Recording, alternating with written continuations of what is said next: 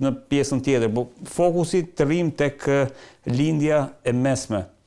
Çfarë parashikohet se mund të ndodhë, ndërkohë që ka informacione që Trump mund njohë një shtet palestinez, ka informacione tjera që SBA mund të një kontrat, një marrëveshje me Arabinë Saudite, SBA Arabi Saudite për të zhvilluar programin bërthamor, ka absolutisht shumë, le të themi, thashë theme për sa i përket asaj që Trump do të deklarojë nga Arabia Saudite.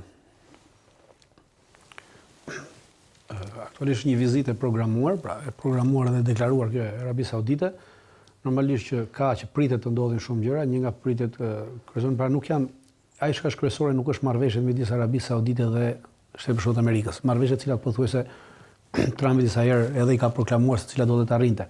Edhe çështjen e zhvillimit të një programi bërthamor paqësor, pra për nevoja për interesa industriale në Arabinë Saudite, e ka deklaruar edhe më përpara.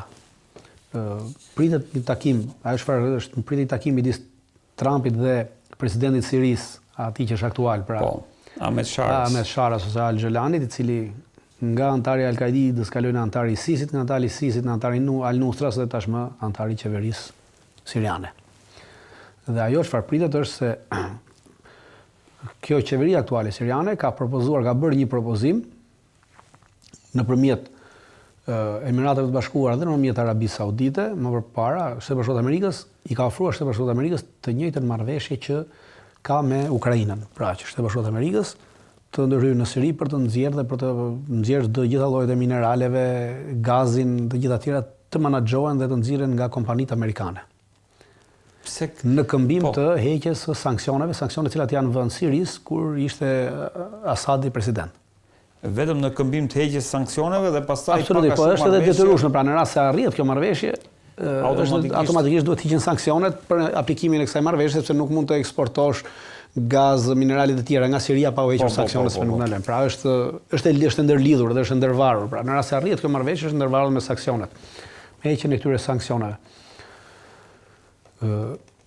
Kjo është më kryesorja që mundohet, sepse në rast se bëhet kjo, pra kemi ndërhyrje të Shtetit Bashkuar të Amerikës direkt dhe marrin nën kontroll pra të Sirisë nga ana e Shtetit Bashkuar të Amerikës dhe në këtë moment bie rivaliteti rajonal që ka Izraeli me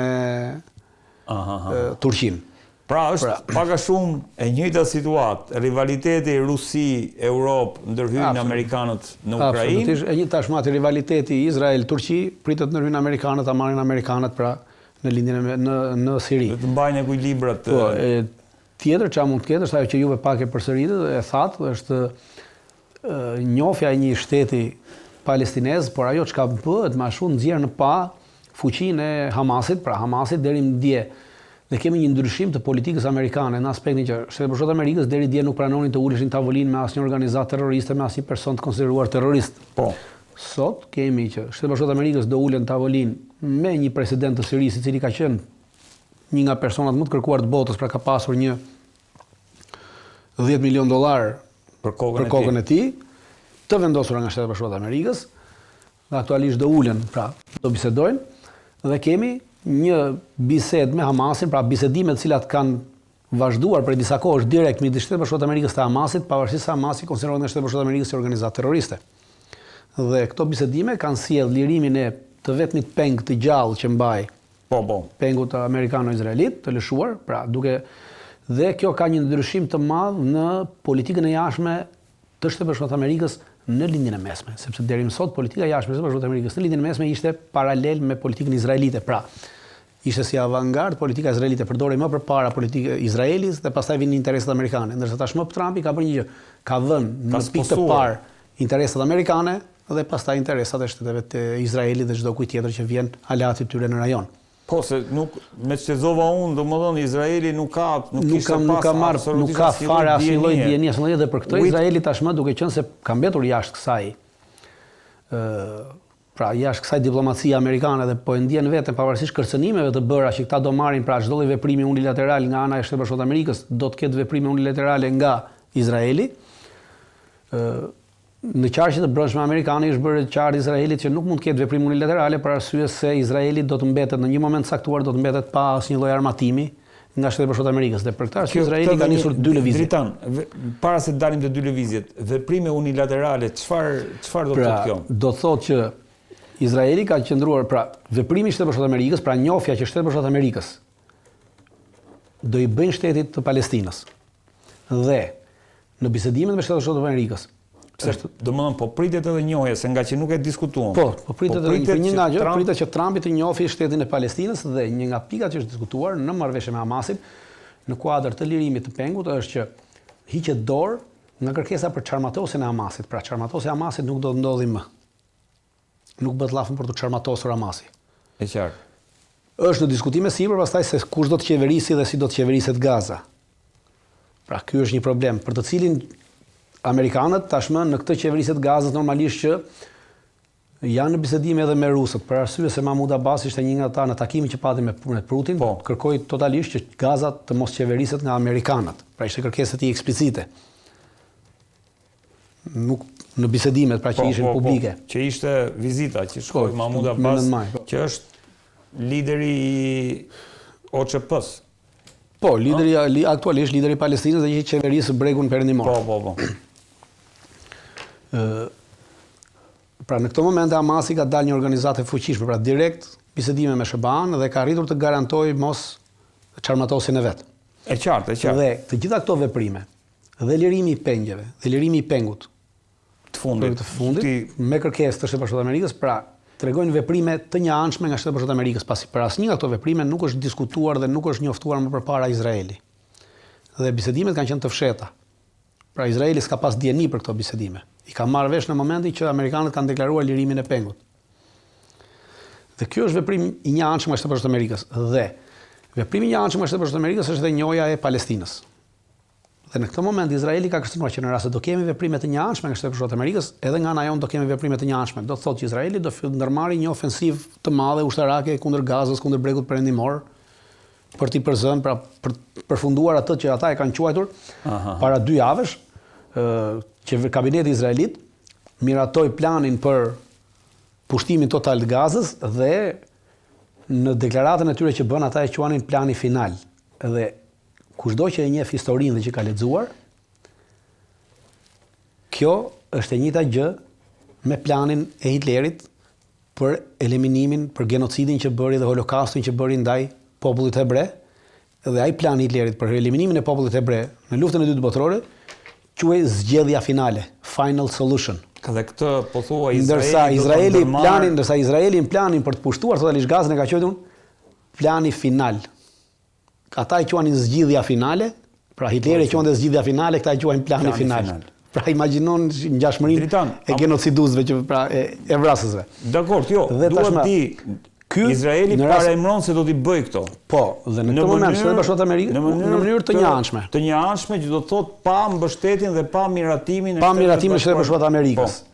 Dhe ky veprim do të sillte automatikisht, pra thonë do të sillte automatikisht ndalimin e armatimit, municionit, pra gjithë ndihmës ushtarake që Shtetet Bashkuara të Amerikës po japin Izraelit. Dhe Izraeli tashmë ka ndërmarrë 2 veprime, 2 lëvizje për të dalë jashtë kësaj. Lëvizja e parë është që sot ka çuar një delegacion në Katar për të biseduar për lirimin e pengjeve të tjera, pra për të vazhduar bisedimet. Po. Që deri më sot thoshte ne nuk bisedojmë më. Sot ka çuar delegacionin.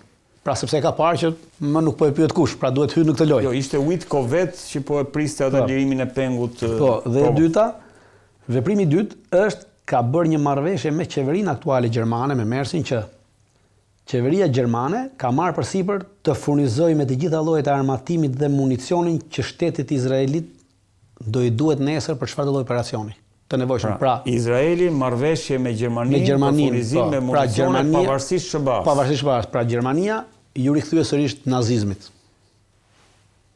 Sepse këto municione do përdoren kompleksin e fajtorit do përdoren për të vrarë palestinezët. Po, a mundet Izraeli dritan që vetë, pa Shtetet e Bashkuara të Amerikës, të marrë përsipër një rol të tillë në lindjen e mesme? Shko, nuk bëhet llaf për rol në lindjen e mesme, bëhet llaf për eliminimin e popullatës në Gaza. Për të vrarë palestinezët në Gaza e ka edhe fuqinë dhe kapacitetin. Sepse po vret njerëz pa faqen, pra për të vrarë qytetarë në për tenda, siç po i vret, që po i godet atë mund ta bëj. Pra atë ka këtë kapacitet. Dakor, po. Nuk po vret luftëtar, pra nuk po bën luftë. Pengu se s'po më kujtohet emri që u lirua, ai kishte gjatë gjithë kohës, domethënë akuzonte Netanyahun. Ndërkohë që Netanyahun e kemi të shpallur edhe domethënë nga gjykata ndërkombëtare si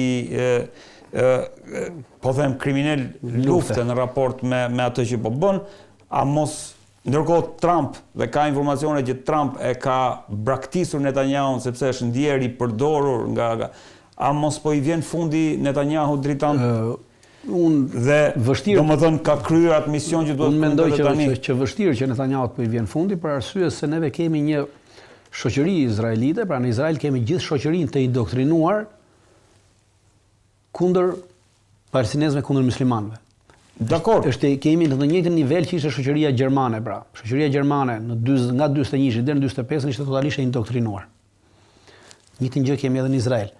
Dhe për sa kohë, pra, deri më sot shumica e qarkullojnë, pra në rast se do shkojmë këtij mendimit tuaj, atëherë bie që Netanyahu, ministri i mbrojtjes Katz, ai Smotrich, ministri tjetër i sigurisë Ben Gvir, të gjitha janë përjashtime. Jo, nuk janë përjashtime. Këta janë pasqyrë e shoqërisë izraelite. Dhe kjo pasqyrë e shoqërisë izraelite nuk e cënon Netanyahun. Jo, mund dal një Netanyahu tjetër dhe unë jam me ty, po them që jemi në pikën që, jo, flas politikisht për të kuptuar arsyet pse domethënë Trump në një farë mënyre e ka shmangur Netanyahu dhe Izraelin. E ka shmangur për arsye sepse Izraeli po kërkon ta çojë Shtetet Bashkuara të Amerikës dhe po kërkonte të çonte Shtetet Bashkuara të Amerikës në një përplasje ushtarake me Iranin. Çdo lloj përplasje ushtarake me Iranin, e çfarë lloj niveli do të thoshte humbje e përparësisë strategjike të Shtetit Bashkuar të Amerikës në lindjen e mesme.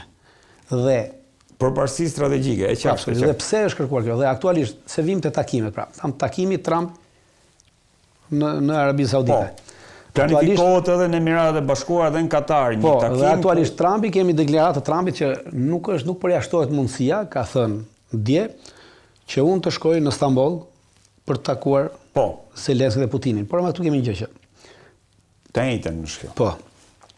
Zelenskij ka deklaruar që do shkojë në Stamboll. Putini nuk ka deklaruar që do shkojë në Stamboll gjatë gjithë kohës. Pra, deklaratat e Putinit janë në nivel që bisedimet të vazhdojnë në nivelet përkatëse siç kanë qenë në 2022 në Stamboll, në të njëjtin nivel. Po sikur Erdogani kishte folur në telefon me problemi është i tillë dhe tashmë Putinit pritet që Putini të shkojë në një vizitë në Iran.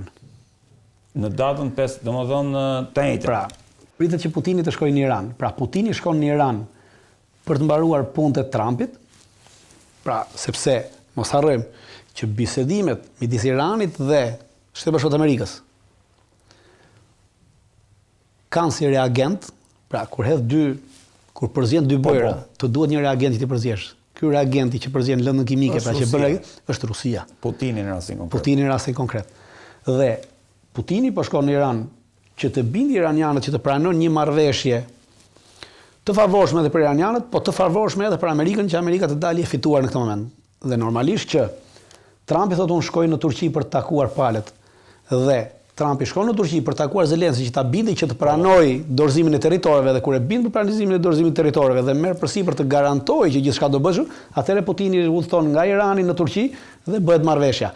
Dhe mbyllet gjithë loja në lindjen e mesme dhe në komplet. Dhe në gjithë të lojën në lindjen e mesme dhe komplet. Pra që nga javë vendimtare për kjo është java vendimtare për shumë konflikte dhe për shumë gjëra. Është javë jo për konflikte, është javë vendimtare për të ardhmen 30 vjeçare të kësaj pjese të globit, dhe të gjithë globit. Dhe ne folëm për të ardhmen 30 vjeçare. Absolutisht, ne folëm, përmendëm Iranin, Ukrainën, Sirin, Izraelin, Turqin, kush na mbeti jashtë. Në gjithë këtë që është vendimtare. Pra në gjithë këtë gjithçka vendimtare kush mbeti jashtë? Bashkimi Evropian. Pra Bashkimi Evropian. Po janë fakt, po nga që ka fiksuar te lindja mesme. Bashkimi Evropian është jashtë kësaj. Në izolim total. Do dalim i Bashkimi Evropian se ishin në Ukrainë, Merz, Starmer dhe Macron, po do ta diskutojmë pastaj kur të vim te Ukraina. Dhe Prandaj po them dhe për të gjitha këto duhet pra marrëveshja e këtyre të mëdheve. Dhe në rast se mani mend, në fillimet e para të bisedimeve në Arabinë Saudite kemi thënë që janë ndarë 6 komisione dhe një nga komisionet që do të flitet pra Shtetet Bashkuara të Amerikës dhe Rusia për çështjet e sigurisë globale. Tash kemi siguria globale Iran-Amerikë, siguria globale Izrael-Turqi, siguria globale Izrael-Palestinë, siguria globale Rusi-Ukrainë, siguria globale Indi-Pakistan, siguria globale Iran-Kinë. Pse vjen Pakistani këtu dhe India? Aktualisht Pakistani dhe India ranë dakord deri diku me ndërmjetësimin e Shtetit Bashkuar të Amerikës, por përfundimisht ajo që pranoi që India të pranonte këtë armëpushim është suksesi taktik që arriti Pakistani në rrëzimin e 3 avionëve indian. Rafale. Avion Rafale apo ishin një avion është Rafale, një avion është Su-30 rus, kurse një avion tjetër edhe ai Mirage. Por francez. Dhe në këtë aspekt kemi atë që është përcaktuar cilësia mbi sasin. Pra vlen cilësia dhe jo sasia në rastet e mëdha. Aktualisht po të marrim në sasi, India ka sasi më të madhe të armët mbrojtëse kundërore të aviacionit se sa Pakistani. Dhe po ti barazojmë, siç barazojnë shumica që i marrin thonë ky ka kaq avion, ky ka kaq avion e fiton ky s'ka kaq avion. Ndërkohë që nuk e fitoi ky që kishte kaq avion, por e fitoi ky që kishte shumë më pak avion për shkak të cilësisë. Pse cilësi? Dhe gjitha kjo cilësi ku vim? Gjitha kjo cilësi që kishte atë që përbën në gjuhën ushtarake quhet kill chain.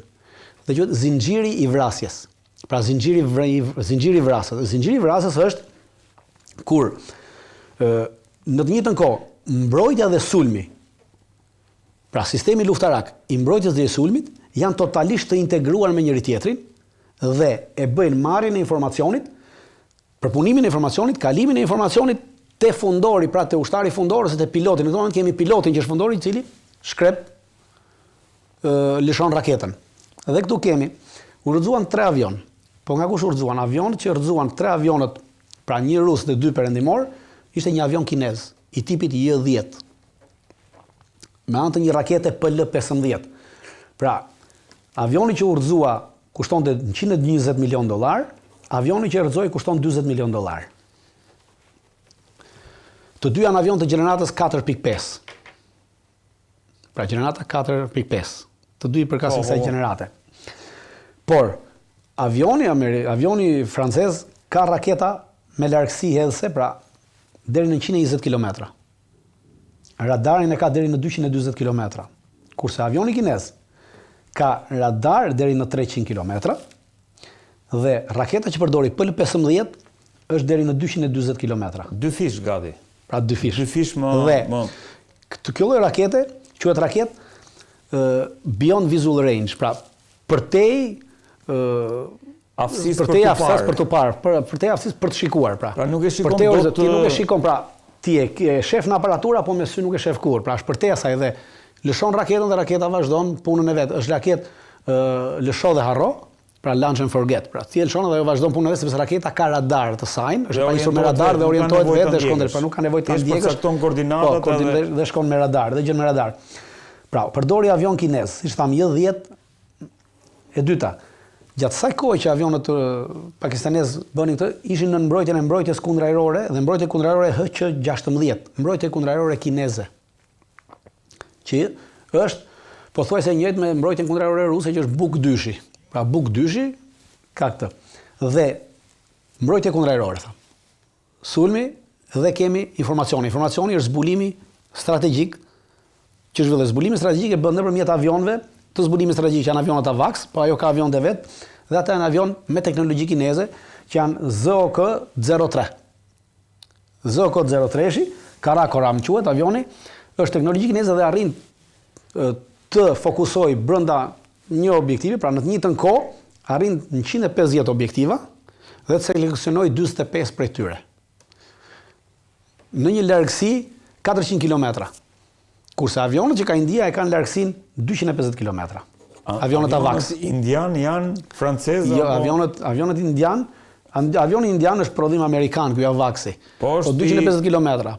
Kurse avioni pakistanez është kinez. Pra, mbrojtja kundërore ishte kineze, zbulimi ishte kinez, avioni që goditi dhe raketat ishin kineze. Pra, teknologjia kineze në këtë moment